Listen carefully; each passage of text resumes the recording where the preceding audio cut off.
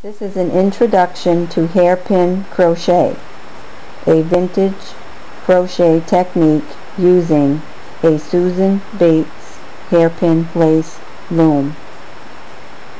If you're right-handed, you will use your working yarn from the left. First, we will take the working yarn and bring it behind the loom, and we will create a tight knot. Most hairpin lace loom instructions will recommend a slip knot,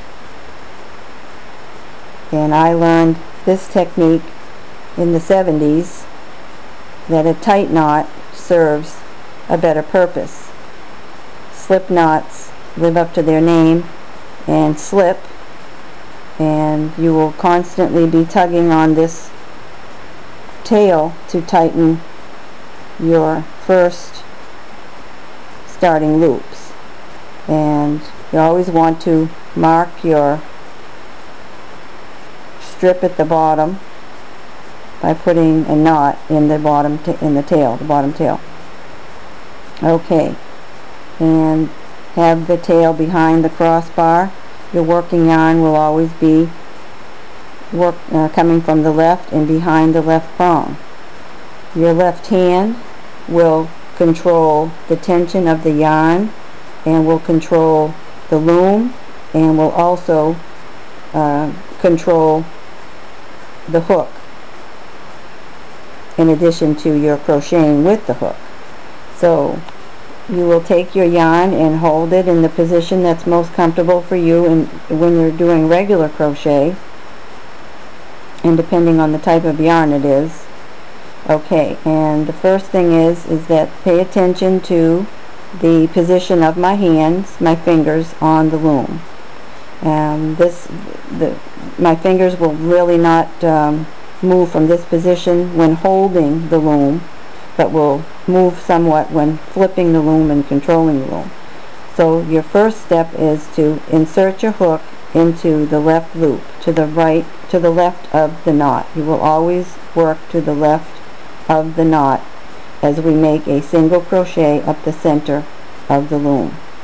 So insert and bring your working yarn over the hook, pull through, and you will see how my thumb is going to play a big role in controlling this loop that we're going to create. And you're going to make a slip stitch, the only one that you'll need when crocheting the basic strip. Okay, now even for someone like myself who's been crocheting with the loom since the 70s, the beginning of the strip is going to be awkward, so don't get discouraged. Okay, so we've made our slip stitch. You want to make sure that this stitch right here, this loop right here, is going to be somewhat loose, because the first thing we're going to do is take this hook and drop it back. Notice that you're going to keep the hook straight up and down, and your middle finger now is going to go to the back of the hook to keep it from falling or slipping. Now your right hand is free, and you're simply controlling the loom with your left hand. You have your yarn here, you have your hook, and you're going to take your two fingers and just hold the hook. You're not going to do anything with the hook, just hold it still while your left hand flips the loom upward. Okay, so the left prong is now the right prong. Alright, now you have total control of your hook because it didn't move. Now bring your hook in position. Okay, the next step is, and if this tail bothers you, well, just tuck it back there. Sometimes it gets in the way at first. Alright, now you're in position to create another loop. Every time you flip the loom, you're creating another loop. Now notice my working yarn now is over here, and my middle finger and my index finger is going to control that working yarn. Now when I insert And I can insert it, yeah, I'll insert it this way, it doesn't matter, right there. Okay, so instead of yarn over, you're just going to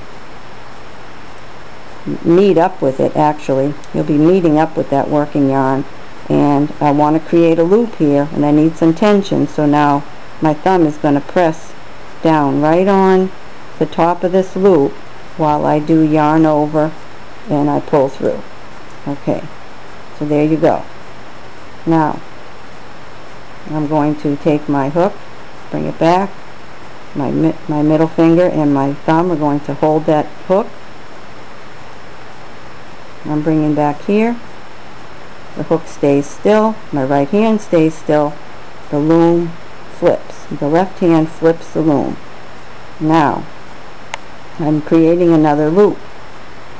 So always to the left of the knot, and I don't bring my working yarn over until the hook is inside this loop ready to meet up with it.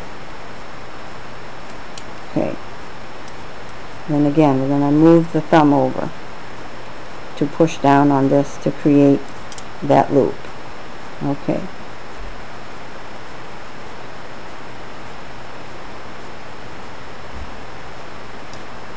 Hook is in position to receive the yarn. Yarn over. So here are my single crochets. Drop the hook, hold it. The hook really doesn't move very much. Bring that over, yarn over, pull through. Now as you're creating stitches, it's going to be easier to balance this hook.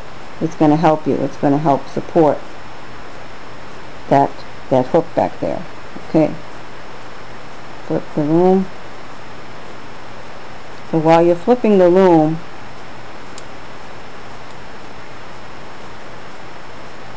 the hook really isn't going anywhere. It's staying right there. Oop, always go up inside there. Okay. It'll get better, promise. Right now I'm holding this a little bit above the table, a couple inches, but I'll be resting it on my abdomen here in a moment. That's going to be the best and most comfortable position to crochet. But the very beginning of the strip is awkward, and it's just something you have to get past. You can't get around it. Okay, now notice my working yarn. I bring my working yarn horizontally across. My middle finger drags it, controls it. It's not up here and it's not down here. It meets up with the hook. Yarn over, pull through, thumb, and then pull through. There's my single crochet. Okay, I'm going to bring the loom a little bit over and rest it on my abdomen. Alright, here we go. We're going to create a rhythm with the loom.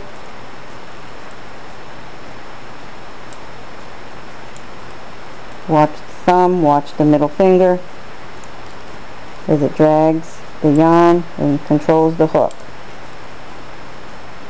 So here we are, we're making the basic strip.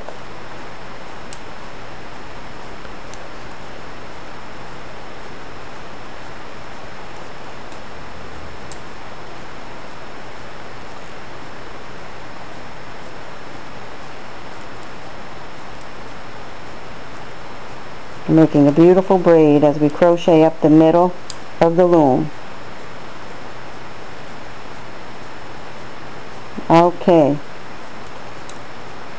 Okay, so here you have the basic hairpin lace loom strip.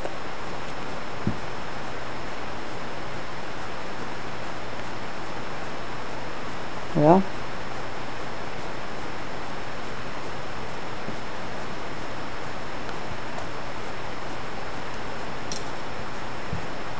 and we've made a beautiful braid, very, very short strip, but nevertheless a beautiful, beautiful braid.